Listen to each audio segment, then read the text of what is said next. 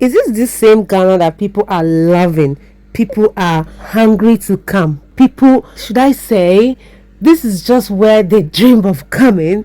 That let me not even say that Nigerians, especially Igbo people, are calling wicked and jealous. Is it this same Ghana? This same Ghana that Igbos dislike? Igbos are calling them jealous. Igbos are calling them all manners of names. That Ghanaians are wicked, Ghanaians are this, Ghanaians are that. So this same Ghana, people are hungry to come into this very country. Now tell me, how is the whole world looking at this country called Ghana? Let's take a look at this video. This is the reason why you need to respect Ghana. Yes, you need to respect Ghana. When you hear the name Ghana, respect Ghana, because even the dead, they recognize Ghana. This man come to Ghana. Some people trying to ask him, what is the problem? Why are you in Ghana? He explained many things. He explained that his father, they was born in America, but they are Africa. Then they are Africa, but they was brought up in America. They don't know the place where they even come from. But his father choose Ghana, that if they should come to Ghana. His father is not here, but the guy obey his father instruction. He come to Ghana. What are they coming to do? Listen to the video. Where are you from? I'm from Harlem, New York. Is this your first time in Ghana? This is my first time in Ghana. It's my first time in Africa. Your first time in Africa? Yes, yes. What brought you here? So my father passed away in 2009, and he requested that I bring his ashes to Ghana, specifically to Elmina Castle. And he wanted me to do that because he understood the connection between us being African Americans and our African heritage. And so he wanted to come back to what we call the motherland, and Ghana is the motherland for him. Wow. Yeah. Your dad is a Ghanaian? No, he's not. He's African American. He was born in the South, in the American South. But, you know, if you understand history, you understand that we come from Africa. You know, we were brought through Elmina. We were brought through, you know, the coast of, the different forts on the coast of Africa. And so we are African at our essence. And he understood that. So he wanted to come back to where we all come from as black people. He did some sort of research and found out that here is his lineage, like he's from here. No, not at all. But he chose Ghana. He chose Ghana. He chose Ghana. He chose Ghana because, you know, the Elmina Fort was one of the most populated places that the slaves came through, and it's also the most recognized place as well. Wow. Yes. Yep. But I actually did do my lineage, and some of us are, it's part Nigerian and part Ghanaian. Amazing. Yeah. How was the first impression when you got into the country from the airport? And then it felt like coming home. It felt like coming home. I understand the history. I understand what Africa means to us as black people, so it felt like coming home, and I feel at home here. Amazing. Yes. Is this a country that you love coming back here? Absolutely, absolutely. I definitely want to come back here. I think that, you know, the camaraderie, the people, how nice the people have been, the culture, you know, Kwame Nkrumah, the connection to W.B. Du Bois and Malcolm X and Malcolm X and W.B. Du Bois, Malcolm X, and Marcus Garvey, which today is his birthday, ironically. You know, it's amazing to come here and be able to celebrate it. Have you experienced any culture shock yet? No culture shock. You know, like I expected it to be different than, you know, culture in America, but you know, it's my people. You tasted any Ghanaian food? Yes, I have. Traditional food. Which one? I don't know the name of it, but it was good. Nice one. Yes. I really wish I could go with you to Elmina to go and witness what you want. Yeah, I'm going on Monday. Monday, yeah. So I'm gonna spread my dad's ashes, and I would love for you to be there. Okay, I'm going to. So nice talking to you. I will definitely go with you to Elmina. Then I'm going to witness that. And just be there with you to do that. Yeah, if you can, that's amazing. That would be amazing. That would be really nice. Yep. Okay. Nice meeting you. What's your name again? Goshes. You see the reason why you must respect Ghana. I tell una say very soon they will declare Ghana as giant of Africa. Una tell me say na lie. Okay. Wetin go make this guy relocate to Ghana because say his father give her instruction? If na people like us who go disobey, you know. How can you tell me to leave America where there is everything? I should come to Ghana to settle. But some people in Africa here don't respect this Ghana we are talking about. Ghana where people they leave America to come to. People they leave America come your country. This is Ghana. Respect Ghana before it's too late. Meanwhile, if you dey hear my voice, no comot for your country say you dey come Ghana when you don't have any connection, anybody wey you go keep you for a while before you find job, wey go find job for you, wey go take you round. You will be frustrated though, and when you are frustrated, nobody can rescue you. So therefore, don't see people talking about Ghana online. Ghana. You go carry your things. You say you dey come Ghana, especially when you know that you don't trust yourself. You know it yourself that you don't trust yourself. Even when you dey your country, you see they commit crime. You don't trust yourself. No temper, come Ghana. Ghana police are not friendly with anybody. They know they do their job according to their salary. They do their job because this is their country. In anything you do, they will fish you out. So therefore, respect Ghana. The biggest fallacy of the 21st century is that Ghana is better than Nigeria. And I don't know how Ghanaians, as shallow as they are, manage to convince so many Nigerians that Ghana is better than Nigeria. How? It is people like this that I can assure you that majority of Nigerians suffer from imbecility. It is people like this. You know, this is an evidence to the stipulation I've made for a very long time. I've given evidences, including write-ups that were made by psychiatrists that came and conducted a research in Nigeria, stating emphatically that 3 out of 4 Nigerians suffer from mental disorder. And that is clear imbecility, in case you don't know. It is people like this. Now, this guy opened his mouth and spoke against Ghana. He said that the biggest delusion is in thinking that Ghana is anywhere near Nigeria. And here are his points. Some of the few points he actually mentioned. He spoke about Nigerian artists going around the world making millions while Ghanaians are busy complaining. That's number 1. Number 2, he spoke about the Nigerian banks operating in Ghana.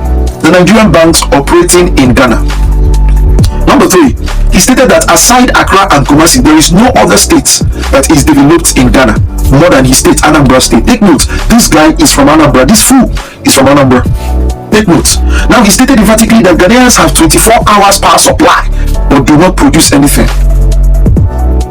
Then he spoke about the Ghanaian Act established that giving rise to their criminality. A Nigerian opened his mouth and talked about criminality. If anybody, I want to plead with this, if anybody please knows this guy's page, send my video to him. I want to establish a verbal war with him. And anybody that you know is a Nigerian content creator that dares to raise his mouth against Ghanaians, just tag him to me. Please tag that video to me. I'll listen to it and let me start sending wars to them. What to tell them? It's not a problem. You know, in responding to this, you know, in criminology, when a person makes a statement, first of all, before you respond to the person, you must have to assess the person. That's what we have to do. We must have to assess the person in a bit to understanding whether this person is eligible or ineligible to be responded to. We must first have to assess the person. That's what I do. Now, in assessing this person, when you look at him, first of all, let me not start. It's a natural thing when we say that Nigerians mostly look like criminals. Because in their looks, they have deformity. And this time around, I'm not talking about deformity in his mouth. Just like the other person that had a criminal escapade and his mouth was destroyed owing to his criminal activity. And he came to give us the impression that it was an accident, whereas it was a criminal escapade that moved his mouth that way. He needs a surgery.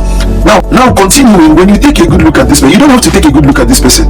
You see that this person is outrightly deformed, looking dirty in all his appearances, eyes red like he smokes weed, like fire is popping out of his eye, and he finds it so hard. You know, one thing that is very, very peculiar with these people, they find it so hard to express themselves in English. And that is why I've always stated this, and I have always established this stipulation and stand to be corrected, that English language may not be a test of intelligence. But you see, English language, when a person embraces English language, that is a signal and evidence in proving that this person has a lower measure of criminality.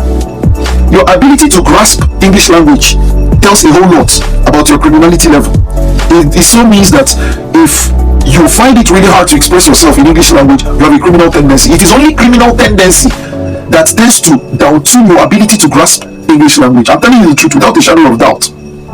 I'm telling you. So when you look at this guy, you find that, listen to that video, you find out that he finds it so difficult to express himself English-wise. A person from Anambra State spoke about criminality. Anambra State, where the hallmark of criminality is. You see all this criminality that you see Nigerians purporting in every other part of the world. They are people from the Igbo tribe, mainly from Anambra State. let me start addressing this guy. You have artists that make money all around the world, but their preference of stay and relaxation is in Ghana, not in your Nigeria. How shameless can you be? How shameless can you be? These people suffer from a high level of imbecility and Down syndrome, clearly. Now we want to talk about banks from Nigeria. Do banks in Nigeria, is it the evidence of a developed society? Banks in Nigeria, is that the evidence of a developed society? Because we don't see anybody that dares come to Nigeria. Nobody cares come to Nigeria. And as a matter of fact, a lot of banks that were created or are owned or operated by Nigerians are moving to other parts of African countries because of their safety. A lot of them are running away because of their safety. So what are you saying? You're talking about development in Accra and Kumasi. What is development?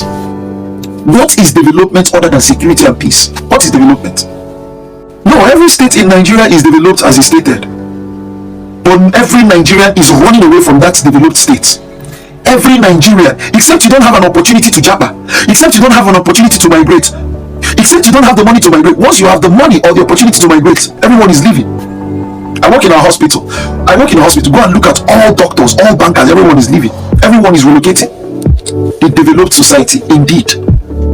Now look at this very psychological warfare. You talk about 24-hour supply, 24 hours electrical supply, but they don't produce anything. First of all, has Nigeria been able to establish 24-hour power supply? Let us start from establishing 24-hour power supply before we talk about production. Because when it comes to production, look at it, it's so disdainful when a Nigerian opens his mouth to talk to people about production. Nigeria is the highest consuming nation in the whole world, and they are the least productive nation in the whole world. Nigeria produces nothing. Then they sandwiched it with criminality, they sandwiched it with corruption. And a Nigerian, someone from Anambra State, the den of criminals, opened his mouth. The den of money ritualists, the den of kidnappers, opened his mouth to tell people about criminality. Anambra State, people that their criminality is so high that it gives them this difficulty in pronouncing things very properly. They have problems with pronouncing R and L properly. That is how much criminality had wired into their body. And someone from Anambra would open his mouth to call other countries criminal-minded. Achieve 24 hours, in fact, achieve 12-hour power supply without a blink. And let's see whether you're closer to Ghana. At least let us measure you up on a little bit with Ghana.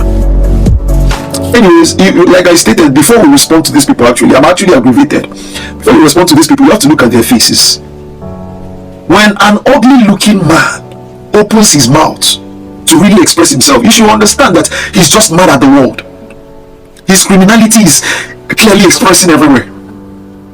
His criminality is clearly expressing. It's a facial construct that evidences criminality. Ugliness is a facial construct that evidences criminality.